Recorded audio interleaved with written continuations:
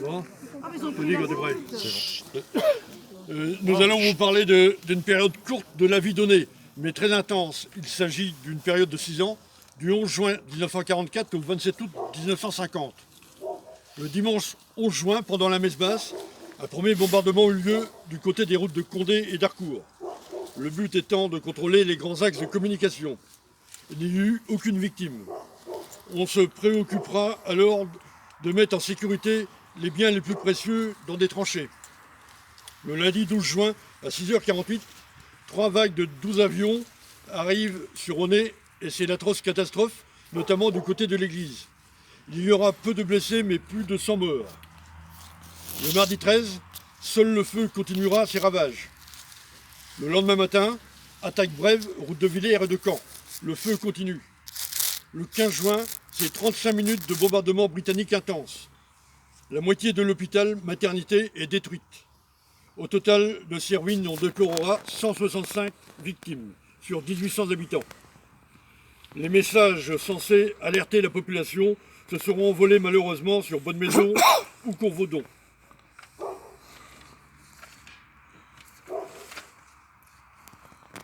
Les blessés seront transférés à la Ferrière du Val, dans le château de Grouchy, hôpital militaire depuis juin 1944. Il fallut survivre. La première cité administrative sera installée à l'abbaye après le 5 août de la date de la libération donnée.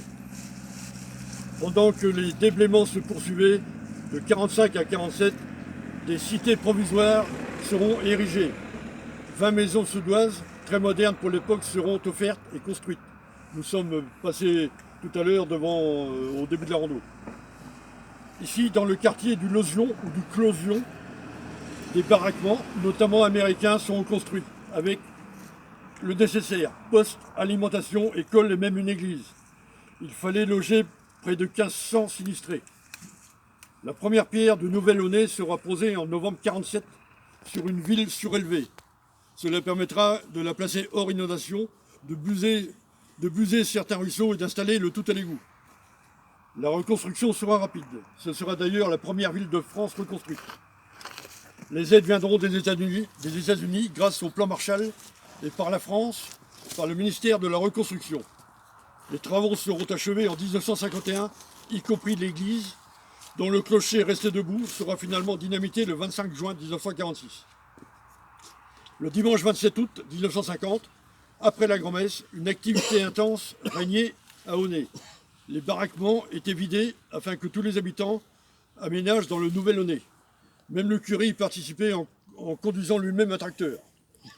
Tous les moyens seront employés pour cet exode volontaire. Tracteurs, charrettes, camions, brouettes, animaux et tout le monde y participera, femmes, hommes, enfants. Le dimanche suivant, les bâtiments temporaires seront livrés à l'armée qui les occupera avant la construction en 1956 de ces logements rénovés depuis 20 ans.